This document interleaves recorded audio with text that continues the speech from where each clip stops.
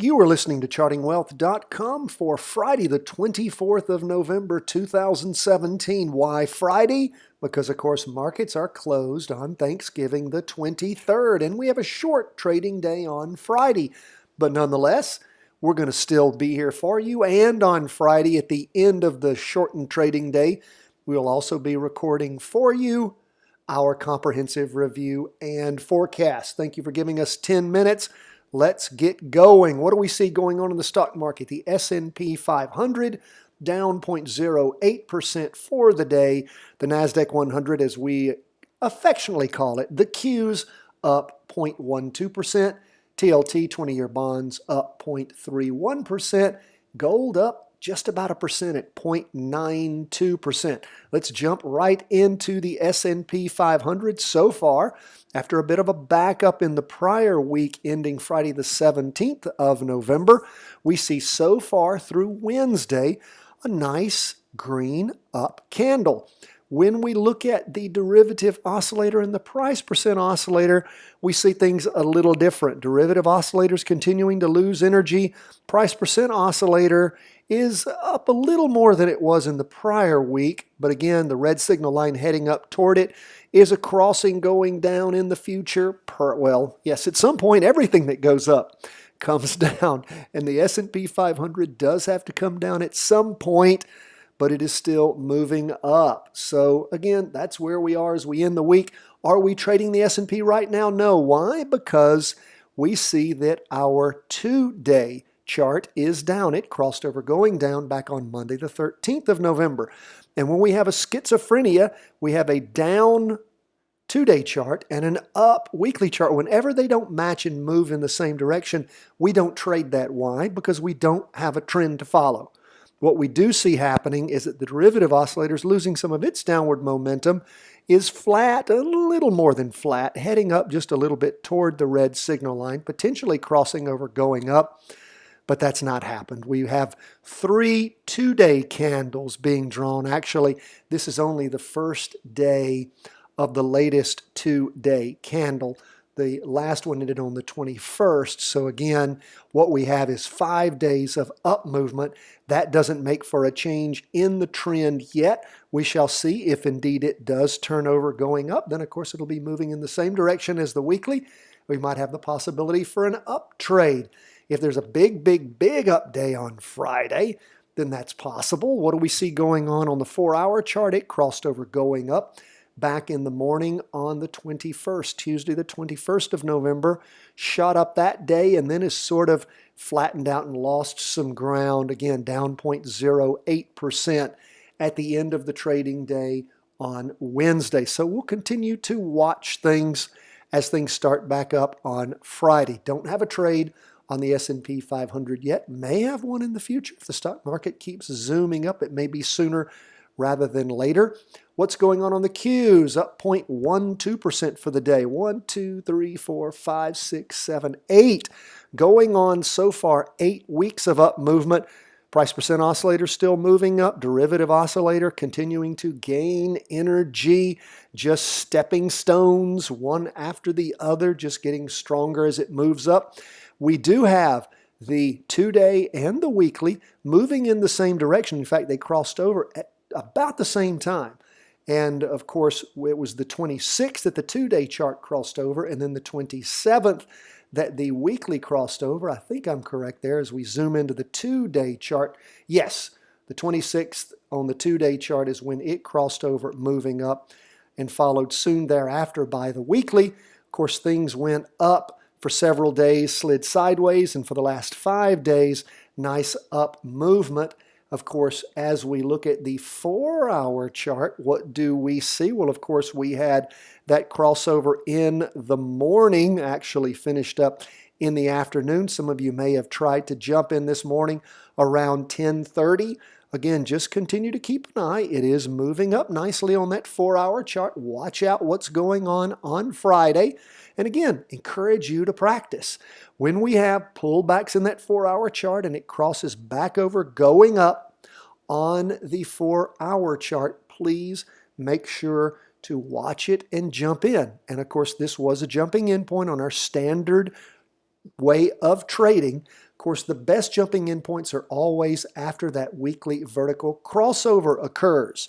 If you would have jumped in, of course, after that weekly vertical crossover, it occurred back, like we said, on the 29th. What did we see? Somewhere around, 149, if I remember correctly. It's all the way up to 155.65. So again, things can be very beautiful when you use the weekly vertical crossover, but you can also find trades when there's a pullback and things turn around and move up. Not as good usually, but they can be. And of course, it's worth practicing everything. It doesn't cost you anything to practice these trades if you do what we say do, and that is go open up a virtual trading account, any of the online brokers, put $1 million in it, be a virtual millionaire, and see if you can be a virtual multi-millionaire by buying these various ETFs that we have when they are appropriate for buying, selling them when it's appropriate to sell, using inverse ETFs of the Qs and the S&P 500, the bonds are gold, or just short them,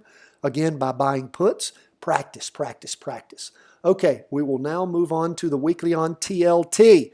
What do we see going on there? Very close to crossing over, going up. Hasn't happened yet. Could happen on Friday. We will let everyone know who is currently subscribed to our texting service. You can only subscribe in the States. Sorry, not available overseas. You text to the number 33222, the word Charting Wealth, one word Charting Wealth. We'll put you on that service, and we will send you text notifications as to when these weekly vertical crossovers occur. May be occurring at the end of this week. Don't know yet. We shall wait, watch, and see.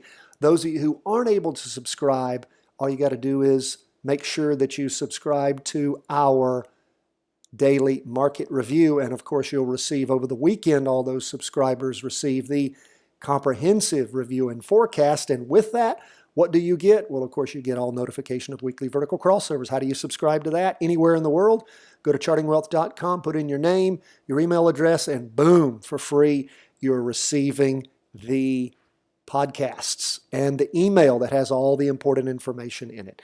That's where we are as we look at the weekly chart on the 20-year bonds. What do we see as far? We've got, 4.5 candles moving up, 4.5 two-day candles. Nice, clean up movement.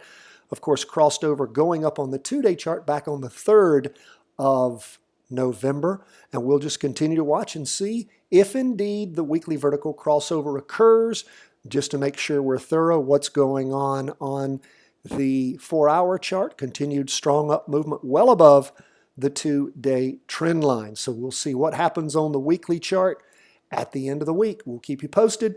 Lastly, we will go to gold. Gold up 0.92%. Remember, the weekly is down. The 2-day is up on gold. We see that the weekly is losing downward momentum on the price percent oscillator. Well, it's going flat on the price percent oscillator, losing momentum on the derivative oscillator. As we look at the 2-day chart, it, of course, crossed over as we notated back on Friday, the 17th of November, went flat for 2 days, indecision there.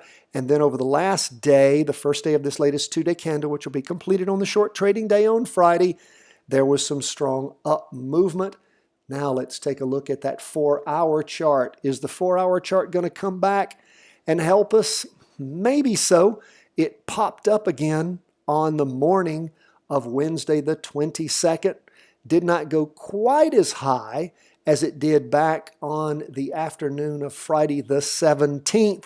So again, let's continue to watch and see what we see and how strong this 4-hour chart is going to continue to be as we get closer and closer to mid-December. This chart tends to get weaker and weaker, but it has been so good to us, this 4-hour chart.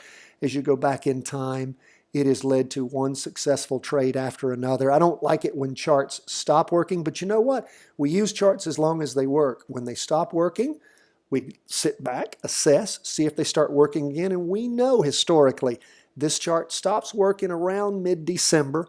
Is it going to stop a little early this year? It could, but it did cross back over, going back up, recovered the loss that it originally had after that pop-up, well, close to it.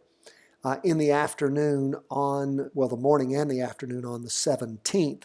We had then followed by 4 days of down and sideways, 2 days of down and sideways movement, because each of these are half-day candles, so 4 of them mean 2 days. And then over the course of the last day, some recovery. So we'll continue to watch, see what we see. Gold gets a little sketchy here toward the end of the year on that 4-hour chart. Folks, that's where we are. We wish you the best for Thanksgiving with your family and friends. God bless you. Let us hear from you. Always feel free to write us cw@chartingwealth.com. From the whole team here at Charting Wealth World Headquarters, happy Thanksgiving, my friends. God bless.